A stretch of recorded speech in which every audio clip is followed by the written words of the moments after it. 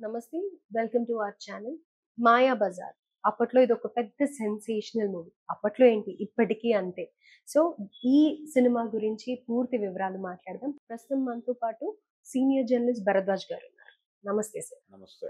Sir, 'Mayabazar' అప్పటికి, ఇప్పటికి ఎవ్వరికైనా అంటే సినిమా రంగం వాళ్ళకే కాకుండా చూసే ప్రేక్షకులకు కూడా చిన్న నుంచి పెద్ద దాకా అదొక రెఫరెన్స్.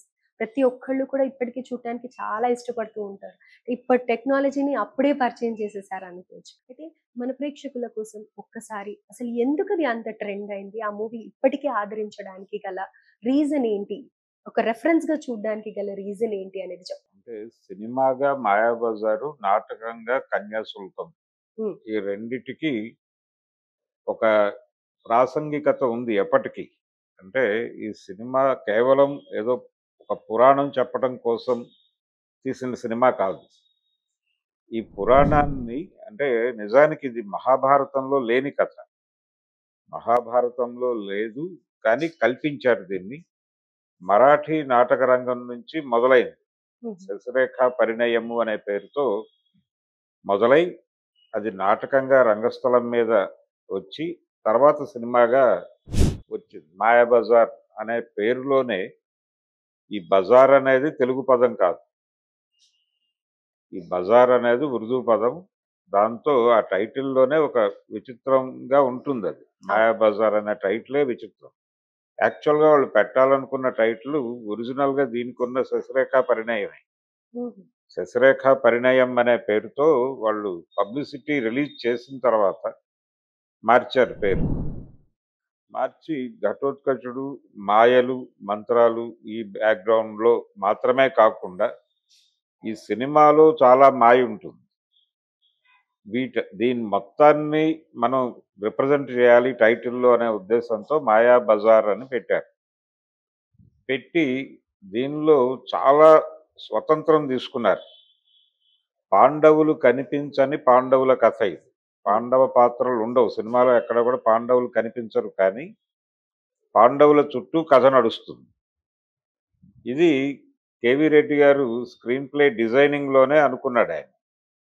మనం సినిమాలో పాండవులను చూపించము, కానీ పాండవుల చుట్టూనే కథ నడుస్తుంది. ఇది ఒక టెక్నిక్. అలా రకరకాల టెక్నిక్స్ వాడాడాయన డైరెక్టర్‌గా. అలాగే రైటర్‌గా పింగళ నాగేంద్రరావు గారు ఆయన చాలా చొరవ తీసుకున్నాడు. చాలా స్వతంత్రంగా రచన చేసినటువంటి సినిమా ఇది.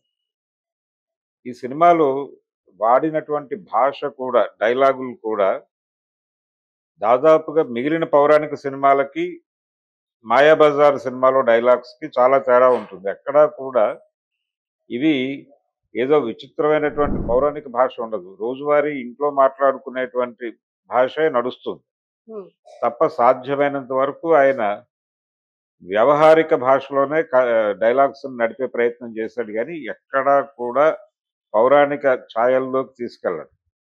తప్పదు అనుకున్నప్పుడు మాత్రమే కొన్ని సన్నివేశాల్లో ఆ రకమైన ప్రయోగాలు కనిపిస్తాయి కానీ, సాధ్యమైనంత వరకు వ్యవహారికంగానే నడుస్తుంది. సో, అలా చేసినా కానీ బ్యాలెన్స్‌డ్‌గా చేశారు. ఎక్కడ ఆ డిఫరెన్స్ తెలియకుండా. తెలీదు. అంటే సన్నివేశాలు కల్పించటం కూడా. పుట్టింటికి చేరినటువంటి ఒక ఆడపడుచు అంటే అత్తారింట్లో ఇబ్బందులు ఎదురై భర్త అంటే అజ్ఞాతానికి వెళ్ళవలసినటువంటి పరిస్థితుల్లో ఆవిడ పుట్టింటికొస్తుంది సుభద్ర. హ్మ్. ఆ వస్తోంది అనే విషయం తెలిసి నిజానికి అంతకుముందు తన కూతురిని అభిమన్యుడికి ఇవ్వాలి అనే అభిప్రాయంతో ఉన్నటువంటి రేవతీదేవి ఆవిడ ఈ- ఈవిడ వస్తోంది అని తెలియగానే తలకి గుడ్డ కట్టుకుని అలా పడుకుంటుంది, తలకాయ నొప్పిగా ఉంది అని. ఇవి చాలా ఇళ్లలో చాలా కామన్ గా జరిగేవి. జరిగేటువంటి సీన్స్. అవును. వీటిని ఈ సినిమాలో ఇలాంటి సన్నివేశాలే ఉంటాయి. అలాగే ఒక సీన్ లో ఆయన అభిమన్యుడు బలరాముడి మీద కొంచెం దూకుడుగా మాట్లాడే ప్రయత్నం చేస్తాడు. చేసినప్పుడు శ్రీకృష్ణుడు అంటే చిన్న మేనమామ అభిమన్యుడికి ఆ క్యారెక్టర్ ఎన్టీ రామారావు గారు చేశాడు. ప్రతాపాలు అనేవి ఎవరికి వారికి ఉంటాయి, కాకపోతే అవి ఎక్కడ ప్రదర్శించాలో తెలిసి ప్రదర్శించటం మంచిది అని చెప్పి, ఇక్కడ నువ్వు ఎక్కువ మాట్లాడకు, ఆయన పెద్దరికాన్ని ఇబ్బంది పెట్టకు, హ్మ్. నీ నీ ఇబ్బందులు ఏమన్నా ఉంటే చెప్పు అంతవరకే, కానీ ఇక్కడ రిలేషన్స్ ఇబ్బంది పడేలాగా చేయకు. నువ్వు ఇంకా చిన్నవాడివి, నీకు అర్థం కావట్లేదు అని చెప్పి పక్కకి పంపించేస్తాడు. ఇది కూడా చాలా ఇళ్లల్లో జరుగుతుంది. చాలా మంది పిల్లలు కొంచెం దూకుడుగా మాట్లాడటం, పెద్దవాళ్ళొచ్చి వాళ్ళని కొంచెం సంధాయించి, అంటే నీ బాధ కరెక్టే, నీ పెయిన్ కరెక్టే, కానీ నువ్వు ఎక్స్‌ప్రెస్ చేస్తున్న ధోరణి కరెక్ట్ కాదు. హ్మ్. అందుకని నువ్వు కొంచెం ఆలోచించి మాట్లాడు. మాకర్థమైంది నీ గొడవ. మేమేదో పద్ధతిలో ఆయనకి కన్వే చేస్తాం. అంటే జనరల్‌గా ఫ్యామిలీ హెడ్ ఒకాయన ఉంటాడు. ఆయనకి ఎలా కన్వే చేయాలో అర్థం గాక అవును. కొంతమంది దూకుడుగా మాట్లాడతారు. ఆ దూకుడుగా మాట్లాడిన వాళ్ళని కంట్రోల్ చేయటం. కంట్రోల్ చేసి మేము కన్వే చేస్తాం. నువ్వు ఆవేశపడకు అని చెప్పి పక్కకి పంపించేస్తాడు. ఇలా ప్రతీదీ కూడా ప్రతి ఇంట్లోనూ జరిగే సంఘటనల్లాగా దాన్ని తీర్చిదిద్దటం వలన ఈ రోజుకి అందరికి కనెక్ట్ అయి ఉంది ఆ సినిమా. అలాగే 'మాయాబజార్‌లో' ప్రత్యేకంగా వాళ్ళు స్క్రిప్ట్‌లో వాళ్ళు కాన్షియస్‌గా చేశారా? అన్‌కాన్షియస్‌గా చేశారా? అనేది పక్కన పెడితే 3 తల్లి పాత్రల మీద నడుస్తుంది సినిమా. హ్మ్. అంటే మదర్‌హుడ్ అనేది 'మాయాబజార్' సినిమాలో చాలా అండర్ కరెంట్‌గా నడుస్తుంది. తల్లులు ఎలా ఉన్నారు? తల్లులు ఎలా ఉండాలి? దాకా ఆ సినిమాలో చర్చ నడుస్తుంది. సో, అంటే ఫర్దర్ జనరేషన్స్‌కి కూడా అదొక లెసన్ లాగా ఉండేలాగా అవును. చేశారనుకోవచ్చు. లెసనే అది. ఇందులో రేవతీదేవి ఒక తల్లి. అంటే 3 ప్రధాన పాత్రలు. శశిరేఖ, అభిమన్యుడు, ఘటోత్కచుడు. ఈ ముగ్గురికి తల్లులుంటారు. ఇక్కడ శశిరేఖకి తండ్రి గూడా ఉంటాడు. హ్మ్. కానీ మిగిలిన 2 చోట్ల తండ్రులు కనిపించరు. వాళ్ళిద్దరూ సింగిల్ మదర్స్. రైట్. ఇప్పుడు ఎక్కువ సింగిల్ పేరెంటింగ్ అయింది కాబట్టి అప్పుడే ఇది ఫర్దర్‌గా ఆలోచించేసారు. అదే సింగిల్ మదర్, సింగిల్ పేరెంటింగ్ ఎలా ఉంటుంది అనేది కూడా నడుస్తుంది ఈ సినిమాలో. హ్మ్. అంటే ఘటోత్కచుడు శశిరేఖగా మారిన తర్వాత ఒక సీన్ ఉంటుంది సినిమాలో. మారిన తర్వాత ఇక్కడికొచ్చేస్తాడు. అంటే శశిరేఖని అక్కడికి తన ఆశ్రమానికి తరలించేసి తాను శశిరేఖ రూపంలో ఇక్కడ ఉంటాడు ఘటోత్కచుడు. ఉన్నప్పుడు ఆ పడుకునే పద్ధతి అదంతా కూడా మర్చిపోతాడాయన. శశిరేఖగా ఉన్నాను అనే విషయం మర్చిపోయి, తన పద్ధతిలో తాను బిహేవ్ చేస్తూ ఉంటాడు. చెలికత్తెలొచ్చినప్పుడు. తర్వాత అర్థమవుతుంది. మనం ఈ వేషంలో ఉన్నాము అని. ఈ కంట్రోల్ జేసుకోవటం ఇదంతా సావిత్రి గారు చాలా అద్భుతంగా అభినయించింది. అవును. ఈ చేస్తున్న క్రమంలోనే మీ అంటే అమ్మగారొస్తున్నారు అని చెప్తారు. ఈయనకి తల్లంటే విపరీతమైన భక్తి. శశిరేఖకి ఆ భక్తుండదు. అంటే అక్కడేంటి తల్లి ఉంటుంది, తండ్రి ఉంటాడు, ఇంట్లో అందరూ ఉంటారు. బాబాయ్, పిన్ని అందరూ ఉంటారు. ఉన్నప్పుడు వీళ్ళు ఎక్స్‌పోజ్ కావటానికి రకరకాల ఏరియాస్ ఉంటాయి. అంటే బాబాయ్ దగ్గర, పిన్ని దగ్గర ఎక్కువ చొరవ ఉంటుంది ఈ అమ్మాయికి. తల్లి మీద భయం ఉంటుంది. తన ఇష్టాలకు వ్యతిరేకంగా ఆవిడ రూల్ చేస్తోంది, బుల్‌డోజ్ చేస్తోంది అనే ఒపీనియన్ ఉంటుంది ఈ అమ్మాయికి. ఇది చాలా ఇళ్లల్లో ఉంటుంది. అవును. అంటే ఉమ్మడి కుటుంబాలలో ఉండేటువంటి ఒక పద్ధతి. పిల్లలు అలా పెరుగుతారు. తల్లి అందుకని ఎప్పుడు స్ట్రిక్ట్‌గా ఉంటుంది. పక్కనున్న నానమ్మలు, బాబాయిలు, పిన్నిలు ఎక్కువ కేర్ తీసుకుంటూ అంటే బుజ్జగిస్తూ ఉంటారు. వాళ్ళతో ఎక్కువ ఇంటిమేట్‌గా ఉంటారు పిల్లలు. ఎగ్జాక్ట్‌లీ. అది చూపిస్తాడు ఈ సినిమాలో. అంటే రుక్మిణి దగ్గర, కృష్ణుడి దగ్గర ఓపెన్ అవుతుంది ఈ అమ్మాయి హ్మ్. శశిరేఖ. తల్లంటే భయపడుతూ ఉంటుంది. తల్లి తనని బుల్‌డోజ్ చేస్తోంది, నియంతృత్వం వహిస్తోంది అనే అభిప్రాయం కూడా ఉంటుంది ఈ అమ్మాయికి. అందుకని తల్లి పట్ల కొంచెం పెడసరంగా వ్యవహరిస్తూ ఉంటుంది. కానీ ఘటోత్కచుడి పరిస్థితి వేరు. ఈయనకి తల్లే సర్వస్వం అక్కడ. ఆ తల్లి పెంపకంలో పెరుగుతాడాయన. ఆవిడ కూడా ఇతనికి దుడుకు స్వభావం ఉంది. ఇతను ఇంటి మీదకేదో తెస్తాడు అనేటువంటి ఒక భయం ఉంటుంది.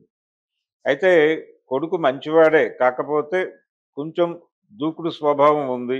హ్మ్. అందుకని తను ఏదైనా ప్రమాదంలో ఇరుక్కుంటాడా? లేకపోతే ఇంటి మీదకి ఏదైనా ప్రమాదం తెస్తాడా? అని ఎప్పుడూ 24 అవర్స్ అతను అబ్జర్వ్ చేస్తూ ఉంటుంది. అతను ఎక్కడున్నా గాని తల్లి తనని గమనిస్తోంది అనేటువంటి స్పృహతో ఉంటాడు. ఆ క్యారెక్టర్ టోటల్‌గా 'ఎస్వి రంగారావు' క్యారెక్టర్ అంతా అలాగే నడుస్తుంది ఆ సినిమాలో. తల్లంటే విపరీతంగా భయపడతాడతను. అంటే ఆ భయం కూడా ఏదో ఆవిడేదో చేస్తుందనే భయం కాదు. తను ఎక్కడ తప్పు చేస్తున్నానో, తల్లిని ఇబ్బంది పెడుతున్నానేమో అనే కాన్షియస్‌లోనే తనుంటాడు. ఆవిడేమో ఇతనెక్కడన్నా ఇరుక్కుంటాడేమో, లేకపోతే ఇబ్బంది పడతాడేమో ఓవర్ ప్రొటెక్టెడ్ మదర్ గా. ఆ! అంటే ఓవర్ ప్రొటెక్టెడ్‌గా గూడా ఉండదు. అతన్ని వదిలేస్తుంది కానీ, చూసుకుంటూ ఉంటుంది ఎప్పుడు. అబ్జర్వేషన్ లో. అబ్జర్వేషన్ ఉంటుంది. ఈ అబ్జర్వేషన్ ఉంది నా మీద అనే విషయం అతనికి ప్రతి క్షణం తెలుసు. ఉమ్, అందుకని తల్లితో ఏమీ అనిపించుకోకూడదు అనేటువంటి ఒక స్పృహలో ఉంటాడు. ఇతనికి శశిరేఖకి ఈ తేడా ఉంటుంది. అంటే వాళ్ళ తల్లుల గురించి భిన్నమైన అభిప్రాయాలతో ఉంటారు. ఈ భిన్నమైన అభిప్రాయాలతో ఉన్నవాళ్ళు ఒకళ్ళ క్యారెక్టర్‌లోకి ఒకళ్ళు మారతారు. ఈ అమ్మాయికేమో తల్లంటే భయం ఉంటుంది గానీ రెస్పెక్ట్ ఉండదు. ఇతనికేమో భయంతో అంటే రెస్పెక్ట్‌తో కూడిన భయం ఉంటుంది. దాంతో మీ అమ్మగారు వస్తున్నారు అని చెప్పగానే, అమ్మో! అమ్మే అని లేచి నిలబడతాడు. నిలబడుతుంది సావిత్రి. సావిత్రిలో ఉన్నటువంటి ఘటోత్కచుడు. ఉమ్, లేచి నిలబడి చాలా వినయంగా పాదాభివందనం చేసేస్తాడు. చేసేయగానే షాక్ అవుతుంది ఆవిడ. ఆవిడకి ఇది కొత్త. అంటే కూతురు ఇలా బిహేవ్ చేయటం ఏమిటి అని ఉమ్, కంగారు పడి కృష్ణుడి వైపు చూస్తుంది. చూస్తే ఆయన చెప్తాడు, "నువ్వే చెప్పావు గదా! మీ అమ్మాయిని మార్చమని. అదేదో మేము చెప్పాము. ఇప్పుడు మారింది" అనేది కన్వే చేస్తాడు. కవర్ చేయటానికి ట్రై కవర్ చేస్తాడు. కవర్ చేస్తాడు. ఆవిడ కూడా ఆనందపడుతుంది. పోన్లే కూతురు మారింది. గతంలో లాగా లేదు అనే ఒక అభిప్రాయానికొచ్చి ఆశీర్వదించి వెళ్ళిపోతారు. ఆ ఒక్క సీన్‌లో ఆ 2 క్యారెక్టర్‌లు వాళ్ళ తల్లుల మీద వాళ్ళకున్నటువంటి అభిప్రాయాలు, పెంపకానికి సంబంధించిన వ్యవహారం ఇవన్నీ అండర్ కరెంట్‌గా నడిపించేస్తారు వాళ్ళిద్దరు. అంటే రైటరు, డైరెక్టరు. అక్కడ కూడా ఒక ఫన్ క్రియేట్ అవుతుంది చూసే అలా ఆ సినిమాలో ఇంకొక క్యారెక్టర్ అభిమన్యుడు. అభిమన్యుడు తల్లి కూడా అంటే ఆవిడ కూడా సింగిల్ మదరే. భర్త అజ్ఞాతంలో ఉంటాడు అర్జునుడు. ఈవిడిక్కడ కొడుకుని పెట్టుకుని పుట్టింటికొస్తుంది. పుట్టింట్లో ఆదరణ తక్కువ ఉంటుంది. తక్కువ ఉండటానికి కారణం వీళ్ళు రాజ్యాలు కోల్పోయి వస్తారు. అంటే అన్నీ కోల్పోయి పుట్టింటికి చేరినటువంటి ఆడపడుచుకి, వదినలకి మధ్య ఉండేటువంటి ఒక చిన్న ఘర్షణ ఉంటుంది. కనిపించని ఘర్షణ. అందులో టీన్స్‌లో ఉన్నటువంటి పిల్లలు ఉంటే వాళ్ళకి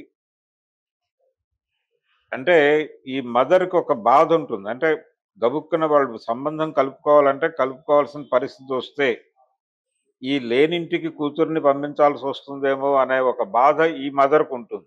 ఇది కూడా చాలా ఫ్యామిలీస్‌లో ఉండేది. ఉండి కొంచెం వీళ్ళిద్దరి మధ్యలో ప్రేమ ఇలాంటివేమీ రాకుండా ఉంటే బావుండు అని అనుకుంటూ ఉంటారు వీళ్ళు. ఇందులో రేవతి, ఛాయాదేవి చేసినటువంటి రేవతి క్యారెక్టర్ కూడా అలాగే అనుకుంటుంది. అంత మాత్రం చేత ఆవిడకేదో కూతురు మీద ప్రేమ లేదు అని కాదు. కూతురు మీద ప్రేమ ఉంటుంది. ఆ ప్రేమ ఏంటంటే, ఈ అమ్మాయి ఎక్కడ అభిమన్యుడి ప్రేమలో ఉండి, ఆ ఇంటికి కోడలుగా వెళ్ళిపోతుందేమో అనే భయం. వెళ్ళిపోతే వాళ్ళ ఆస్తులన్నీ కోల్పోయి ఉంటారు. వాళ్ళేమో అజ్ఞాతంలో ఉంటారు. తిరిగి వాళ్ళు అధికారంలోకి వస్తారో రారో తెలియదు. ఇటువంటి కండిషన్‌లో ఆ ఫ్యామిలీలోకి కూతుర్నిచ్చి, కూతురు జీవితం రిస్క్‌లో పెడుతున్నానేమో అనేటువంటి ఒక భయం ఉంటుంది ఆవిడకి. కూతురు ఫ్యూచర్ గురించిన ఆందోళన, ఆ ఆందోళనతో కూతురిని కంట్రోల్ చేయాలనేటువంటి ప్రయత్నం. అది ఆవిడ క్యారెక్టర్. అంటే ఆవిడ క్యారెక్టర్‌లో దాన్ని ఎలా ఎస్టాబ్లిష్ చేస్తాడంటే రైటర్ గారు, చివర్లో సినిమా అంతా అయిపోయిన తర్వాత క్లైమాక్స్ అంటే ఆ పెళ్లి ఈ అమ్మాయిని దుర్యోధనుడి కొడుక్కిచ్చి పెళ్లి చేయాలనుకుంటారు. ఆయన పవర్‌లో ఉన్న కింగ్ కాబట్టి ఆయన కొడుక్కిచ్చి పెళ్లి చేస్తే కూతురు సుఖంగా ఉంటుందని ఈవిడే బలరాముడిని ఆర్గనైజ్ చేసి మొత్తానికి ఆ సంబంధం కలుపుకుంటుంది. కలుపుకొని కూతుర్ని ఆ ఫ్యామిలీలో ఇవ్వాలి అనే ప్రయత్నం చేస్తుంది. ఈ అమ్మాయికి ఇష్టం ఉండదు. ఫైనల్‌గా కృష్ణుడు, ఘటోత్కచుడు కలిసి ఆ పెళ్లి జరగకుండా చేస్తారు. ఆ పెళ్లి జరగకుండా చేసి ఘటోత్కచుడు ఆశ్రమంలో అభిమన్యుడికి శశిరేఖనిచ్చి పెళ్లి చేయటం అనేది క్లైమాక్స్. ఈ క్రమంలో ఇక్కడికి ఈ విడిదిలోకి వచ్చినటువంటి ఈ దుర్యోధనుడు, ఇతర కౌరవ సైన్యం వీళ్ళందరినీ వేధిస్తారు రకరకాలుగా. ఈ ఘటోత్కచుడు అలాగే ఆయనకు సంబంధించినటువంటి ఆయన సైన్యం.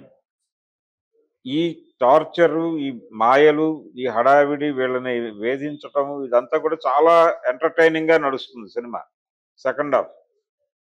ఈ ఎంటర్‌టైన్‌మెంటు, ఈ మాయలు, మంత్రాలు, హడావిడి, ఈ గోలలో జనాలు అంటే థియేటర్‌లో ఉన్న ప్రేక్షకులు, తెర మీద ఉన్నటువంటి నటులు కూడా ఒక విచిత్రమైన పరిస్థితుల్లో ఉండగా, ఇంతకీ నా కూతురేమైంది? అంటే ఇక్కడ మండపంలో ఉన్నది ఘటోత్కచుడు, కూతురు కాదు అనే విషయం ఎస్టాబ్లిష్ అయిపోతుంది.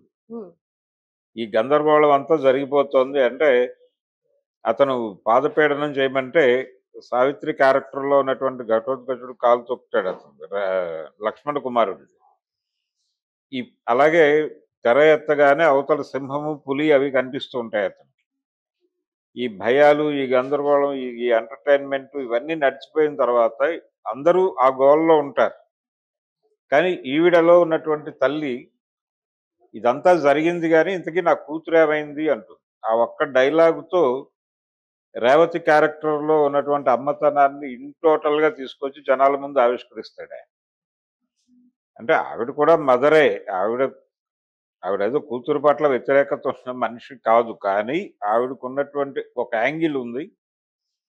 కూతుర్ని కొంచెం మంచింట్లో ఇచ్చుకోవాలి అనేటువంటి ఒక తాపత్రయంతో అలా బిహేవ్ చేస్తోంది తప్ప ఆవిడకి వేరే లైక్ వ్యతిరేకత ఎవ్రీ ఏమీ లేదు. కామన్ మదర్ ప్రతి ఓవర్ సెక్యూరిటీ, తల్లికి. లైక్ సెక్యూర్ చేయాలి, చైల్డ్ లైఫ్ బాగుండాలి అని ఎవరైతే తాపత్రయపడతారో వాళ్ళు ఎలా ఉంటారో అదే కామన్ గా అంతే. చూపించారు. అది అంతకు మించి ఏమీ ఉండదు ఆ ఏమీ లేదు. అవును. క్యారెక్టర్‌లో.